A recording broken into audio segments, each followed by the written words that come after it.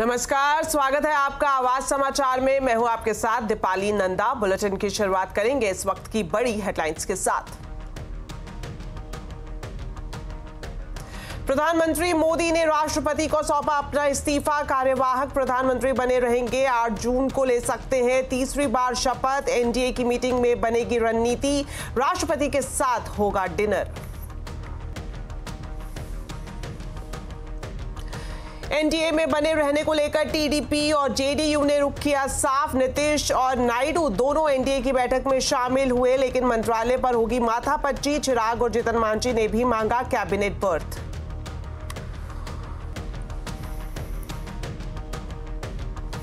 महाराष्ट्र में हार की जिम्मेदारी फडणवीस ने ली। डिप्टी सीएम पोस्ट से इस्तीफा देने की पेशकश। कहा, पार्टी के लिए करना चाहता हूं काम।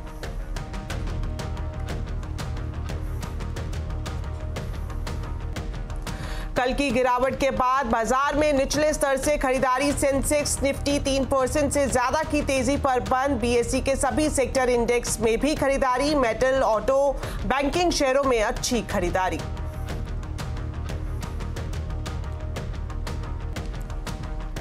अरविंद केजरीवाल को झटका। राउज एवेन्यू कोर्ट ने अंतरिम जमानत की याचिका खारिज की। स्वास्थ्य का हवाला देते हुए 7 दिनों की मांगी थी जमानत।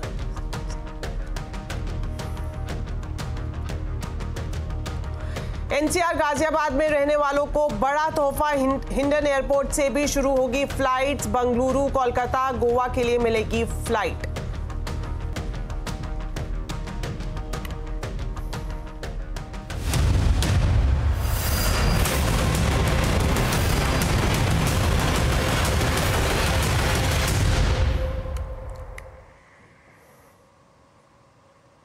लोकसभा चुनाव के नतीजों के बाद नरेंद्र मोदी ने आज प्रधानमंत्री पद से इस्तीफा दे दिया है। उन्होंने राष्ट्रपति द्रौपदी मुर्मू से मुलाकात की और मंत्री परिषद सहित अपना इस्तीफा उन्हें सौंप दिया।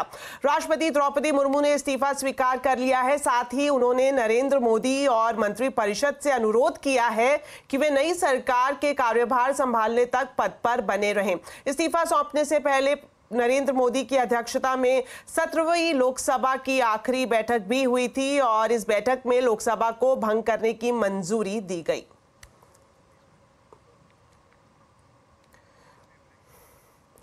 तो चलिए इस वक्त आपको दिखाते हैं एक बड़ी ब्रेकिंग न्यूज। नीतीश और चंद्रबाबू नायडू ने समर्थन पत्र सौंप दिया है। बैठक के बाद सरकार बनाने का दावा जल्द ही अब एनडीए पेश कर सकता है। तो इस वक्त की बड़ी खबर, इलेक्शन ब्रेकिंग आप देख रहे हैं कि नीतीश और चंद्रबाबू नायडू, जो कि काफी अहम सहयोगी दल है, उन्होंने बैठक में अपना समर्थन पत्र एनडीए को सौंप दिया है। और अब इस बात की संभावना और भी बढ़ जाती है कि बैठक के बाद सरकार बनाने का दावा पेश करने वाली है एनडीए। और ये भी संभावना जताई जा रही है आज ही राष्ट्रपति भवन जाकर सरकार बनाने का दावा एनडीए पेश कर सकता है।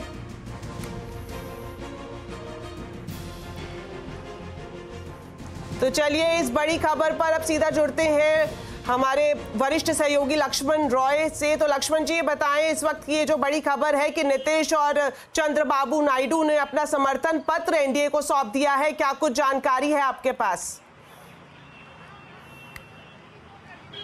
जी, मुझे सूत्रों से जो एक्सक्लूसिव जानकारी मिली है उसके मुताबिक नीतीश कुमार और चंद्रबाबू नायडू, इन दोनों ने अपना समर्थन पत्र प्रधानमंत्री मोदी को सौंप दिया है। एनडीए का समर्थन करने का उसमें समर्थन जताया है। और ये दोनों नेता, जिन पर जब से नतीजे आए हैं, कल शाम से सबकी निगाहें टिकी थी कि आखिर चंद्रबाबू नायडू और नीतीश कुमार का रुख क्या होता है।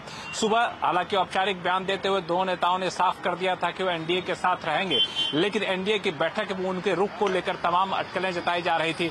लेकिन अब उन तमाम अटकलों पर विराम लग गया है। और मैं जहां खड़ा हूं, इस दीवार के पीछे प्रधानमंत्री आवास है, लोक कल्याण मार्ग, और इसी लोक कल्याण मार्ग में बैठक पिछले करीब 1 घंटे से चल रही है। कुछ ही मिनटों में बैठक खत्म होने वाली है। सूत्र बता रहे हैं कि इस बैठक के दौरान अन्य सहयोगी दलों के साथ साथ नीतीश कुमार, जदयू के जो है जिनके पास 12 सांसद हैं, टीडीपी चंद्रबाबू नायडू जिसके मुखिया हैं जिनके पास 16 सांसद हैं, इन दोनों संख्या बल के हिसाब से सबसे बड़े सहयोगी दल हैं एनडीए के। अब अब इन दोनों ने अपना समर्थन पत्र सौंप दिया है। इसका मतलब एनडीए के बहुमत पर कभी से कोई अब सवाल निशान नहीं उठेगा।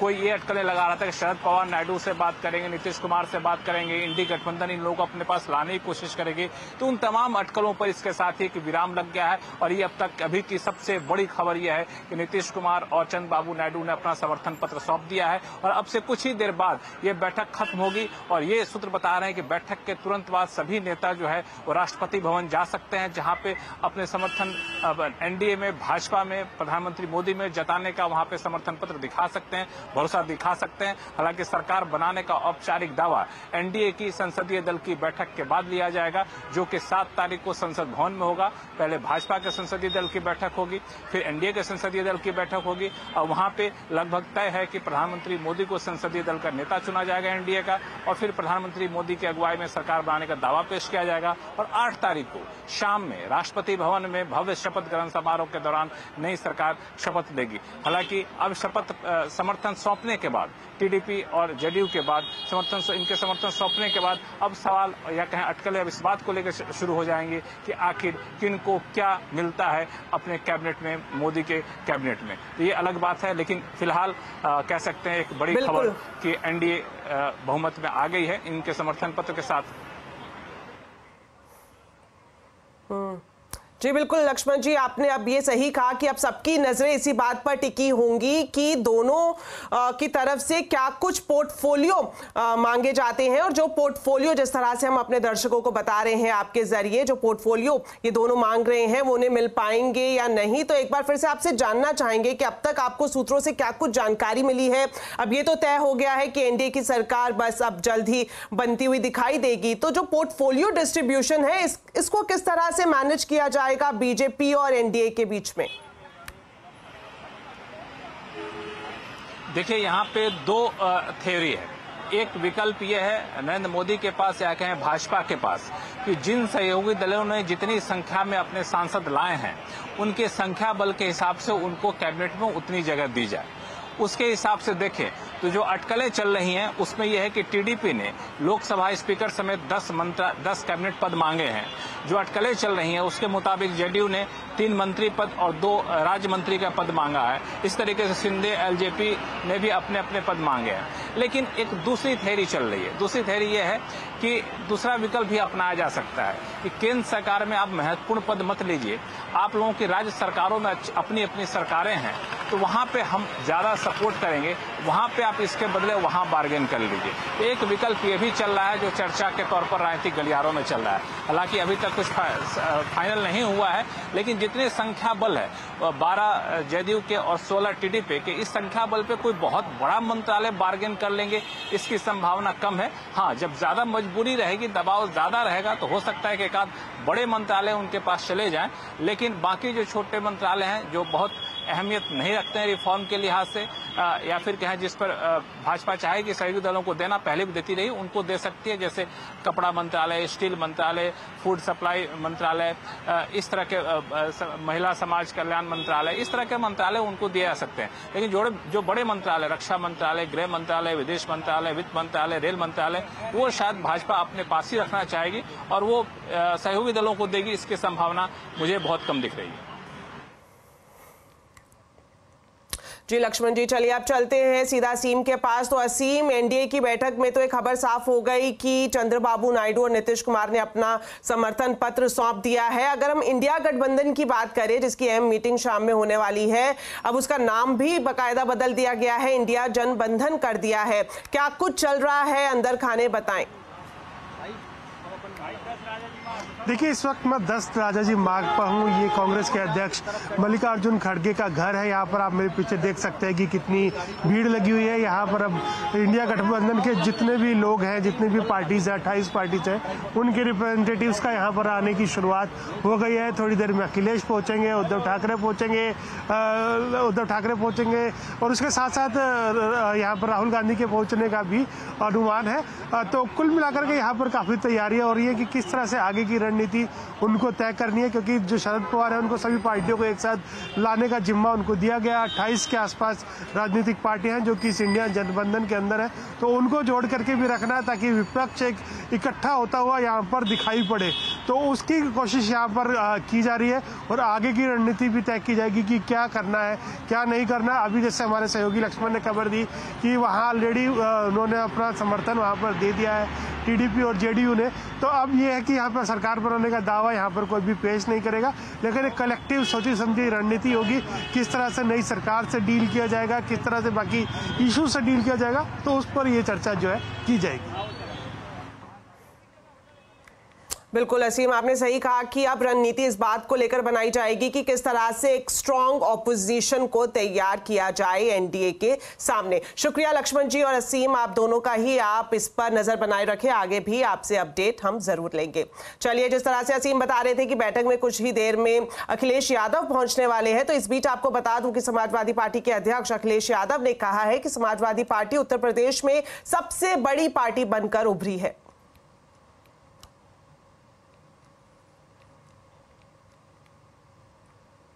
लोकतंत्र को बचाने के लिए, संविधान को बचाने के लिए और आरक्षण को बचाने के लिए वोट दिया है। जो पीडीए परिवार इंडिया गठबंधन की रणनीति बना, उसका परिणाम यह है कि भारतीय जनता पार्टी उत्तर प्रदेश में हार गई। मुलायम सिंह यादव जी के बाद ये पहला चुनाव है अखिलेश जी जब समाजवादी पार्टी को इतनी बड़ी जीत मिली, कैसे देखते हैं आप? नेताजी ने जो रास्ता दिखाया तो उसी रास्ते पे चल रहे हैं और हमें उम्मीद है कि इसी रास्ते पे चल करके जो सांप्रदायिक ताकतें हैं जिन्होंने समाज को बांटने का काम किया या बाबा साहब भीमराव अम्बेडकर जी का संविधान को ठेस पहुंचाने की कोशिश की, उनको हराने का काम लगातार। इंडिया ब्लॉक की मीटिंग में जा रहे हैं अखिलेश जी? मैं मीटिंग में जा रहा हूँ। आप मीटिंग, कुछ और जिम्मेदारी दी गई है आपको? नहीं, मुझे कोई जिम्मेदारी नहीं। मुझे केवल भारतीय जनता पार्टी को उत्तर प्रदेश में हराना था। उसमें समाजवादी कार्यकर्ता, नेता और जनता का मैं धन्यवाद देता हूँ।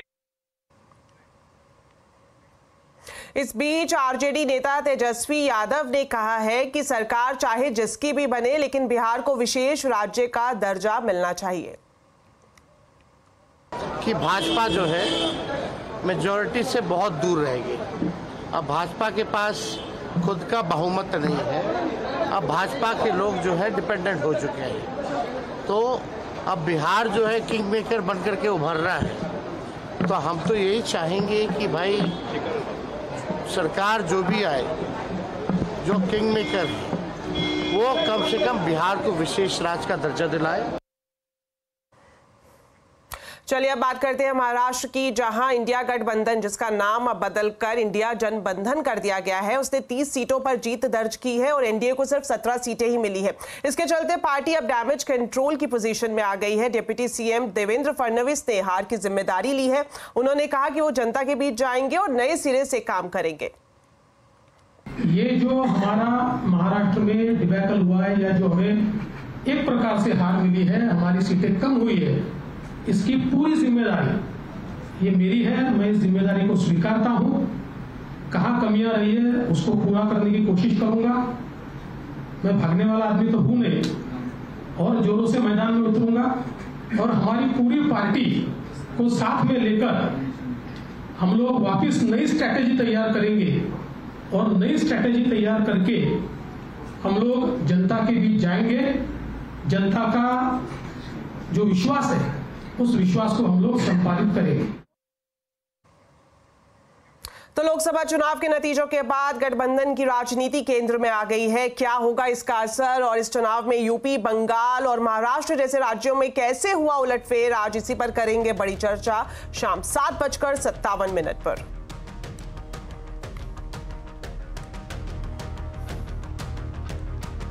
उड़ीसा के मुख्यमंत्री नवीन पटनायक ने 24 साल बाद सीएम पद से इस्तीफा दे दिया है। उन्होंने भुवनेश्वर में राजभवन में जाकर राज्यपाल रघुवर दास को अपना इस्तीफा सौंप दिया है। 4 जून को ओडिशा में और आंध्र प्रदेश में विधानसभा चुनाव के नतीजे भी आए थे, जिसमें बीजेडी को हार का सामना करना पड़ा। 147 सीटों में से बीजेडी अपने नाम सिर्फ 51 सीटें ही कर पाई और अब उड़ीसा में पहली बार बीजेपी पूर्ण बहुमत से सरकार बनाएगी। इधर आंध्र प्रदेश में भी जगमोहन रेड्डी ने मुख्यमंत्री पद से इस्तीफा दे दिया है। जगमोहन रेड्डी ने राज्यपाल एस अब्दुल नजीर को अपना इस्तीफा भेजा है। बता दें, आंध्र प्रदेश विधानसभा चुनाव के नतीजे भी 4 जून को आए थे और इसमें टीडीपी ने 134, जनसेना ने 21, भाजपा ने 8 सीटें हासिल की थी। वाईएसआर कांग्रेस को सिर्फ 12 सीटें ही मिली थी। भाजपा ने टीडीपी और जनसेना के साथ मिलकर चुनाव लड़ा था। चलिए अब बात करते हैं दिल्ली के मुख्यमंत्री अरविंद केजरीवाल की, जिन्हें एक बार फिर से कोर्ट से झटका लगा है। केजरीवाल की जमानत याचिका को कोर्ट ने खारिज कर दिया है। आपको बता दें, स्वास्थ्य का हवाला देते हुए केजरीवाल ने 7 दिनों की जमानत मांगी थी, जिसे राउज एवेन्यू कोर्ट ने खारिज कर दिया है। दोनों पक्षों को सुनने के बाद कोर्ट ने 1 जून को ही इस पर फैसला सुरक्षित रख लिया था। अरविंद केजरीवाल कथित दिल्ली शराब घोटाला मामले में जेल में है। चुनाव प्रचार के लिए केजरीवाल को कुछ दिन की जमानत मिली थी, जिसके बाद 2 जून को केजरीवाल ने सरेंडर किया था।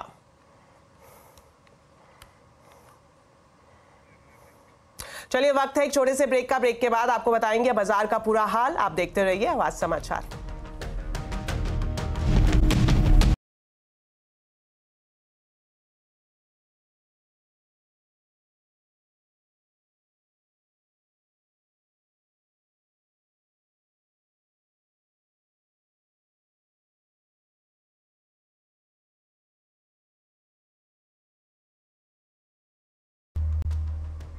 ब्रेक के बाद आपका स्वागत है और अब आपको बताते हैं बाजार का पूरा हाल। कल की बड़ी गिरावट के बाद आज बाजार में निचले स्तर से खरीदारी हुई। सेंसेक्स निफ्टी 3% से ज्यादा की तेजी पर बंद हुए। सेंसेक्स 2303 पॉइंट चढ़कर 74,382 पर और निफ्टी 736 पॉइंट चढ़कर 22,620 पर बंद हुआ।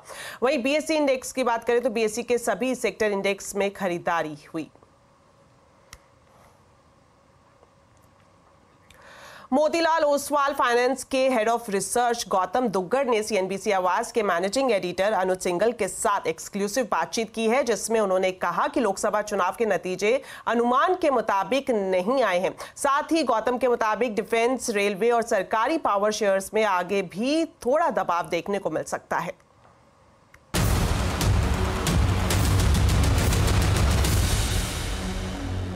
एक होता है स्टॉक्स में कुछ प्राइस करेक्शन, एक होता है वैल्यूएशन करेक्शन। अब ये जो defence, railway, PSU power stocks, इनमें बेतहाशा जो तेजी हुई थी, क्या ये सिर्फ कल के करेक्शन से खत्म हो जाएगी या इनमें वैल्यूएशन करेक्शन भी होगा? आप गौतम जी। अनुज, बहुत क्लियर है कि ये सारे जो स्टॉक्स है पिछले 1-1.5 साल में जो 4-4, 5-5 गुना बढ़े हैं, अभी उसमें थोड़ा करेक्शन हमने कल देखा है।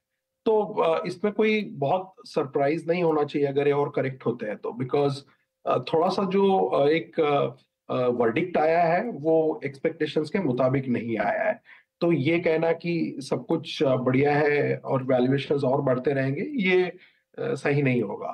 तो मुझे लगता है थोड़ा सा रीअसेसमेंट उस एरियाज में जरूर होगा कि जिनका पी 3 साल पहले 15 होता था वो आज 40-45 पी पे ट्रेड कर रहे हैं। हो सकता है पी कल के करेक्शन के बाद 40 से 30 हो गया हो या 35 हो गया हो, but it's individual matter of opinion कि ये कहाँ सेटल होना चाहिए। बट मुझे लगता है कि थोड़ा बहुत जो हमने फ्रॉड देखा था काफी सारे इन स्पेसेस में, हालांकि रेलवेज वगैरह पे अभी भी हमारा कवरेज नहीं है, डिफेंस पे अभी भी हमारा कवरेज नहीं है, काफी स्टॉक्स ये 4-4, 5-5 गुना 12 महीने में चल गए थे, जबकि अर्निंग्स 5 गुना नहीं बढ़े थे। सो बहुत सारा री रेटिंग हुआ था, तो थोड़ा मॉडरेशन एक्सपेक्ट करना मुझे लगता है पार फॉर द कोर्स है मार्केट के इसमें ट्रेडिंग में।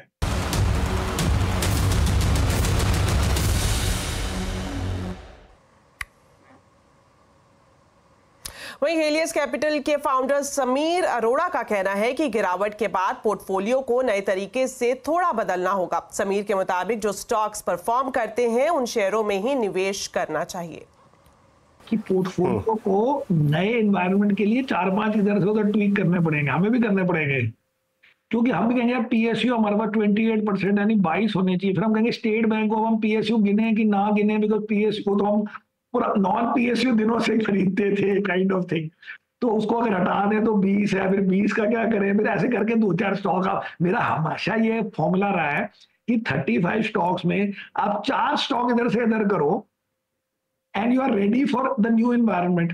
अब वो न्यू एनवायरनमेंट अभी क्या है कि बजट या leading up to the budget में या तो मार्केट से भी, क्योंकि कई स्टॉक होते हैं विच आर एक्चुअली ओके, हम कहते हैं नहीं अभी नहीं ले रहे यार, कोई किसी को इंटरेस्ट है नहीं, अब वो 8% बढ़ गया, हमें लगता है चलो ठीक है वैसे भी बुरा नहीं था, लेकिन अब कम से कम उसमें स्टोरी आ गई। मेरा ये रहा है फॉर्मूला कि मुझे अंडर परफॉर्मर नहीं चाहिए, मुझे चाहिए जो स्टॉक एक तो 1 ईयर में एंड 3 मंथ्स में थोड़ा आउट परफॉर्म किया हो, एंड साथ में व्हेन आई लुक एट मुझे लगे हाँ ये तो बड़ा लॉजिकल है यार, रादर देन सेइंग कि मुझे ना 52 वीक लो पे स्टॉक खरीदने हैं, मुझे स्टॉक लेने हैं जो कभी नहीं चले और पता नहीं मेरे लेने से क्यों चलने लग जाएंगे, मुझे नहीं पता, तो इसलिए मैं वैसे नहीं करता। लोकसभा चुनाव के नतीजों के बाद से ही बाजार में तेज उतार चढ़ाव का दौर चल रहा है, तो ऐसे में किन सेक्टर्स से दूर रहा जाए और कहां नई खरीदारी की जाए, इस सब पर CNBC आवाज ने ब्रोकर्स के साथ एक मेगा पोल किया है, जिसके नतीजे क्या कुछ रहे बताने के लिए अब ज्यादा डिटेल्स के साथ है सुमित मेहरोत्रा। तो आज अलग अलग एनालिस्ट से हमने बातचीत की, टेक्निकल एनालिस्ट से, फंडामेंटल एनालिस्ट से, करीब 10-15 ब्रोकर्स जिनसे हम बातचीत करते हैं रेगुलर, उनसे बातचीत करने के बाद एक पोल हमने तैयार किया है कि बाजार की स्थिति में अभी इस असमंजस में क्या करना चाहिए आपको। तो पहला सवाल तो यही था कि निफ्टी में भी क्या करा जाए, बाजार क्या मान रहे हैं आप, क्या करें बाजार में। तो वो मान रहे हैं कि बाजार में आप खरीदारी करके ही चलें। पहली चीज़, ऐसा कोई सिचुएशन खराब नहीं हुआ कि आप बिकवाली करके चलें, खरीदारी में ही पक्ष में रहिए। 90% लोग ये मान रहे हैं, 10% लोग मान रहे हैं कि आप खरीदारी नहीं कर सकते अगर, तो आप बने रहें लेकिन बिकवाली तो एटलीस्ट ना करें। निफ्टी का लक्ष्य क्या मान रहे हैं ज़्यादातर जानकार, कैसे आप निफ्टी को पोजिशन होते हुए देख रहे हैं। तो करीब करीब थोड़ा सा बटा हुआ है लेकिन सबका बायस बुलिश है। 35% ब्रोकर्स मान रहे हैं कि 23,000 निफ्टी वापस रिज्यूम करेगा, 35% ब्रोकर्स मान रहे हैं कि 23,500 भी निफ्टी रिज्यूम कर सकता है, और 30% ब्रोकर्स मान रहे हैं कि शायद 24,000 के आसपास निफ्टी शायद आता हुआ वापस दिखाई पड़ सकता है, लेकिन बायस पॉजिटिव है। दूसरा, निफ्टी के बाद अब बैंक निफ्टी में क्या करें, तो बैंक निफ्टी को लेकर भी 80% लोग, यानी कन्विक्शन निफ्टी में ज़्यादा है कंपेरेटिवली बैंक निफ्टी के, लेकिन बैंक निफ्टी भी बायस है 80% पॉजिटिव और 20% के आसपास इधर आप होल्ड करिए फिर बिकवाली कर सकते हैं। यहाँ पर भी जो पक्ष है वो थोड़ा ज़्यादा बटा हुआ है। ब्रोकर्स मान रहे हैं कि बैंक निफ्टी शायद 49,000 हो जाए, 20% ब्रोकर्स मानते हैं, 49,500 कुछ ब्रोकर्स का मानना है, ज़्यादातर ब्रोकर्स यही मान रहे हैं कि 49,500 और 50 के बीच में कहीं बैंक निफ्टी को आना चाहिए, और 50,500 के आसपास कुछ ब्रोकर्स मान रहे हैं कि शायद होता हुआ दिखाई पड़े, लेकिन ज़्यादा बड़ा पक्ष करीब 49,500 और 50,000 के बीच में आने की बातचीत कर रहा है। कहाँ से आप पैसा लगा सकते हैं, ये ज़्यादा इंपॉर्टेंट सवाल था कि अब यहाँ से आप कहाँ पैसा लगाएं। कंजम्पशन एक बड़ी थीम बनेगी। 20% लोग मान रहे हैं कि FMCG और होटल 10% और 15 कंजम्पशन, तो कुल मिला के 35 और 45% आप डोमेस्टिक कंजम्पशन थ्योरी के ऊपर ही आप बेट करेंगे। 20% मान रहे हैं कि IT के वैल्यूएशन थोड़े बेटर हो गए हैं, तो वहाँ पर आप केस टू केस बेसिस पे चूज कर सकते हैं। Private bank, selective private bank जैसे कि इंडसइंड, कोटक, HDFC, ये कुछ नाम उन्होंने लिए जिनके ऊपर आप बेट कर सकते हैं, और ऑटो में सेलेक्टिव जहां पर वैल्यू ठीक दिख रही है उनके ऊपर आप दांव लगाएंगे, लेकिन ये कुछ नाम है और ज़्यादातर सब के सब कंजम्पशन ड्रिवन है, तो इस पर आप ध्यान रखिएगा। PSUs में क्या करें, ये सबसे इंपॉर्टेंट सवाल हमने उनसे पूछा। 90% लोगों का कहना है कि आप PSU में बेच दीजिए, 10% लोग बोल रहे हैं कि PSU में रहिए, लेकिन वहां पर भी केस टू केस बेसिस के ऊपर आपको कॉल लेनी होगी। जहां एग्जॉर्बिटेंट गेन है वहां से आप निकलिए। कहां से आप रहें, कहां पर आप निकलें, तो PSU से 50% ब्रोकर्स मान रहे हैं कि मेजरली दूर रहिए आप। डिफेंस में, क्योंकि डिफेंस में बड़ी तेजी आई है, तो डिफेंस से आप दूर रहिए। रेलवे के PSU से आप दूर रहिए। 70% हिस्सा या 90% हिस्सा PSU, डिफेंस PSU और PSU रेलवेज, इनसे दूर रहने की बात कर रहा है। और 10% लोग मान रहे हैं कि मेटल के अंदर आप थोड़ी बहुत प्रॉफिट टेकिंग कर सकते हैं, लेकिन again case to case basis है। कंटेनर कॉर्प जैसी कंपनियों के ऊपर अभी भी वो बुलिश है। किन ट्रिगर्स के ऊपर बाजार की नजर रहेगी? सबसे पहला ट्रिगर, PM का कैबिनेट क्या होगा, किस तरह से सीट शेयरिंग होगी, कैसे किसको क्या मिलेगा, वो सबसे इंपॉर्टेंट पार्ट है। 100 डेज का जो रोड मैप जो गवर्नमेंट ने बनाया था, क्या अभी भी उसको कंटिन्यू करते हैं या उसमें कुछ फेरबदल होता है, ये दूसरा पार्ट है, इसको ब्रोकर्स देख रहे हैं। सरकार की स्थिरता कितनी जरूरी है, कौन सी गवर्नमेंट कोएलिशन कैसा रहेगा, कितनी स्टेबिलिटी है, इस चीज को बाजार बहुत क्रूशियली वॉच कर रहा है। बजट और रिफॉर्म, माना जा रहा है कि पॉपुलिस्ट तो नहीं होगा, लेस रिफॉर्मिस्ट जरूर बजट होता हुआ दिखाई पड़ सकता है। स्ट्रॉन्ग रिफॉर्म नहीं आएंगे, लेकिन हाँ थोड़ा सा बेटर साइड पे मान लेंगे, लेकिन पॉपुलिस्ट भी नहीं होगा। तो ये कुछ चीजें हैं जो कि ब्रोकरेज पोल से निकल कर आई है, जिसके हिसाब से आप अपनी दिशा तय कर सकते हैं। लोकसभा चुनाव के बाद ब्रोकरेज की राय मिली जुली है, इनकी क्या उम्मीदें हैं और कहां निराशा है, ये बता रहे हैं यतिन मोता। देखिए, अगर हम ब्रोकरेजेस की बात करें तो क्लियरली उनको लगता है कि नतीजों के बाद जो वर्डिक्ट आया है कहीं ना कहीं उससे आपको दिखाई पड़ेगा कि रिफॉर्म्स पे थोड़ा बहुत स्लो डाउन आ सकता है। वैल्यूएशंस के लिहाज से उन्होंने कोई बड़े टारगेट्स निफ्टी में या बैंक निफ्टी में चेंज नहीं किए हैं, लेकिन क्लियरली जो गठबंधन की सरकार बनेगी उसमें किस तरीके से रिफॉर्म होगा, कौन से पोर्टफोलियो कौन से मंत्री को जाएंगे, कौन सी पार्टी किस तरीके से सपोर्ट करेगी, उस पे बाजार का रिएक्शन आता हुआ नजर पड़ेगा। जहां तक कि सरकारी कंपनियों का सवाल है, ब्रोकरेजेस को लगता है कि वहां थोड़ा बहुत डी रेटिंग का माहौल रह सकता है।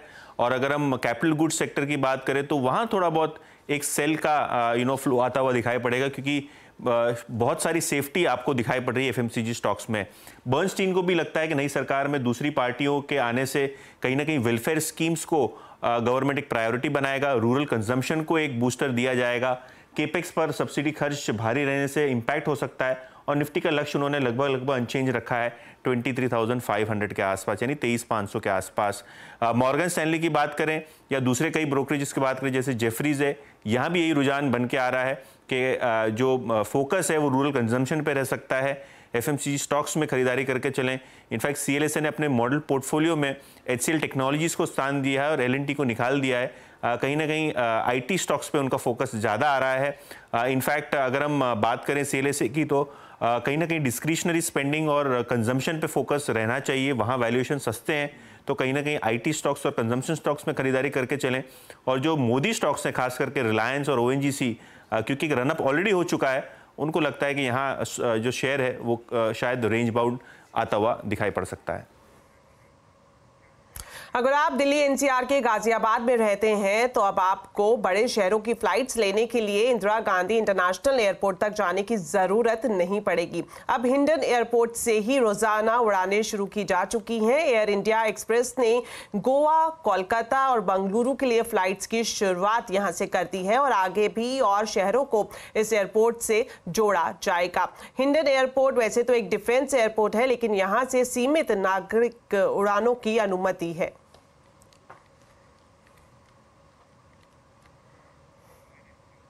चलिए, बुलेटिन में फिलहाल इतना ही। आप खबरों पर अपडेट रहे, सीएनबीसी आवाज से जुड़े रहें हमारे सोशल मीडिया हैंडल्स के जरिए। नमस्कार।